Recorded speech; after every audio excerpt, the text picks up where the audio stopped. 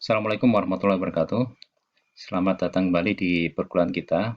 Kali ini di TFKI PIPA.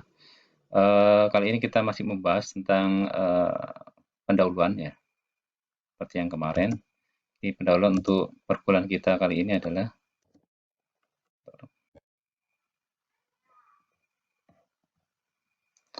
nah ada beberapa pembahasan di sini yaitu introduction. Kita akan bahas tentang proses pembuatan pipa, dimensi jenis pipa, aspek code. Terus yang kedua ini review yang pernah didapat jadi mata kelas sebelumnya yaitu isometric drawing. Terus yang dua terakhir desain dan pengelasan ini nanti dibahas di standar yang lain. Untuk kali ini kita akan bahas introduction dan isometry drawing. ASME ya, jadi di ASME Code ini ada ya ini beberapa standar yang di cover atau yang berada di ASME B31 series. Jadi yang pertama power piping B311, B312. Jadi power piping ini digunakan pada aplikasi power plant. Power plant, boiler itu kita menggunakan power piping atau B311. B312 ini flue gas piping. Jadi meskipun ini ya kabarnya sudah di istilahnya ditarik sejak tahun 1988 tapi tetap tetap tersedia karena ya sebagai referensi saja. Terus yang B313 ini proses piping. Ini proses perpipaan atau eh, desain pipa yang berada pada misalkan di proses chemical di pabrik-pabrik yang perpipaan ya refinery itu bisa pakai ini. Terus B314 ini tentang transportasi liquid liquid oli itu pakai ini ya. B315 refrigeration piping. Jadi ini pipa-pipa yang punya temperatur ya, temperatur rendah atau temperatur tinggi. Terus B318 ini tentang distribusi atau transmisi gas ya, yang akan kita bahas nanti. Terus B318 ini tentang ya masih di sekitar gas, tapi ini untuk istilahnya sistem integritasnya perpipaan. B318 ini sistem perpipaan yang berada di gedung atau di perumahan ya, di rumah atau di gedung ya, instalasi pipa di gedung.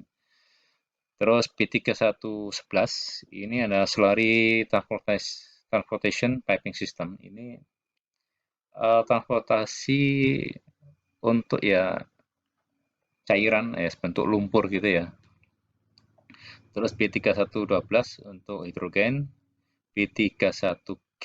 Nah, ini tentang kalkulasi. Jadi misalkan kalau pipa itu sudah terkorosi, kita akan menghitung berapa tahan sih kekuatan pipa itu dengan adanya korosi ini. Jadi kekuatan yang tersisa itu berapa dengan adanya korosi ini. Tentu korosi ini akan mengurangi thickness dari pipa itu sendiri. Nah, proses pembuatan pipa ini ada ada ya ini kalau kita lihat di gambar bawah itu ada tiga tiga pipa ya. Jadi ya, proses pembuatan yang seamless. Seamless itu berarti kan tanpa ya. Seam itu berarti ya sambungan. Jadi tanpa sambungan, seamless ini banyak digunakan di eh, tabung-tabung atau cup untuk hidrolik silinder. Roll, jadi pipanya di roll, terus itu ada sambungan, sambungan yang longitudinal ya. Terus ada spiral well, jadi lembaran itu dipuntir nanti di las gitu. Jadi ada seamless, ada high frequency welded pipe, SAW longitudinal seam dan ada yang helical. Helical itu yang spiral itu. Kita lihat di sini adalah proses pembuatan pipa yang seamless. Jadi ada kalau kita lihat di sini,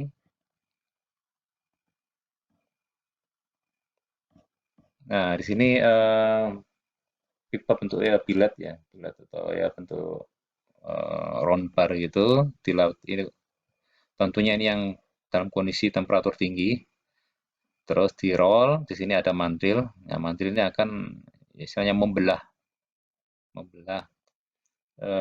material ini menjadi ya nanti hasilnya seperti ini. Jadi hollow paste ya. Nah, ini juga seperti yang tadi, kayak ini ada cup yang tanpa sambungan. Jadi bentuk solid ini disodok misalnya di drawing ya. Jadi proses drawing ini mantilnya ke sana.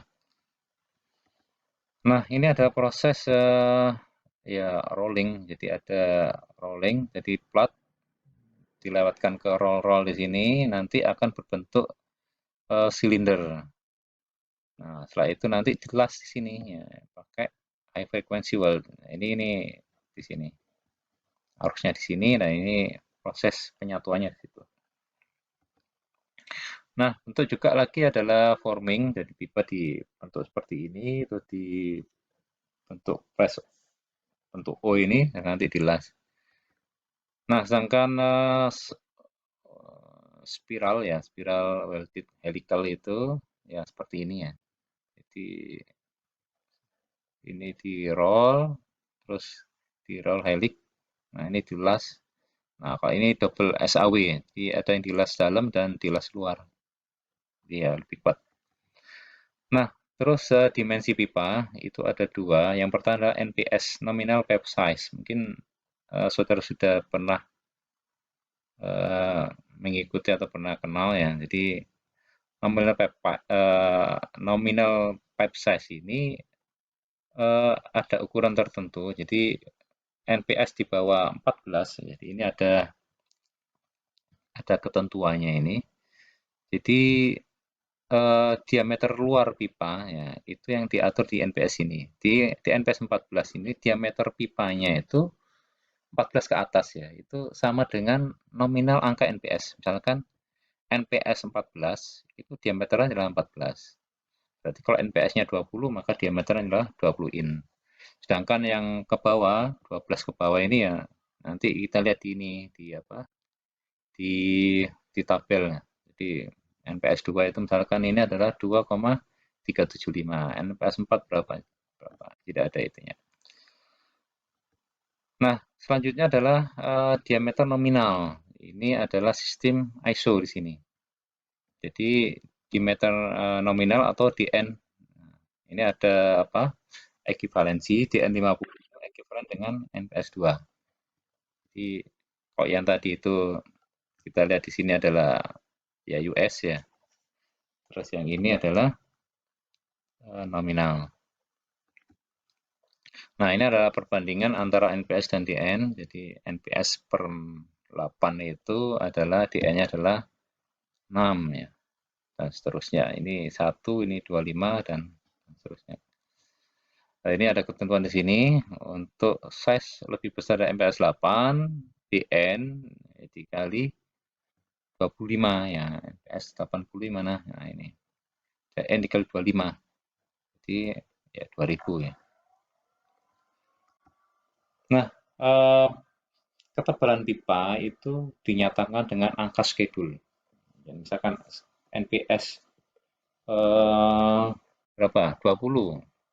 Skedulnya 10. Ya, yang membedakan skedul itu adalah wall thickness-nya. Jadi OD-nya tetap, tetapi ID-nya yang berbeda karena skedul itu berdasarkan ya kalau kita hitung ada berdasarkan apa ya tegangan yang bekerja di atau pressure yang bekerja di dalam pipa. Nah, seperti ini. Nah, ini juga. Baik, itu saja untuk kali ini. Kita bisa ketemu lagi di lain waktu. Wassalamualaikum warahmatullahi wabarakatuh.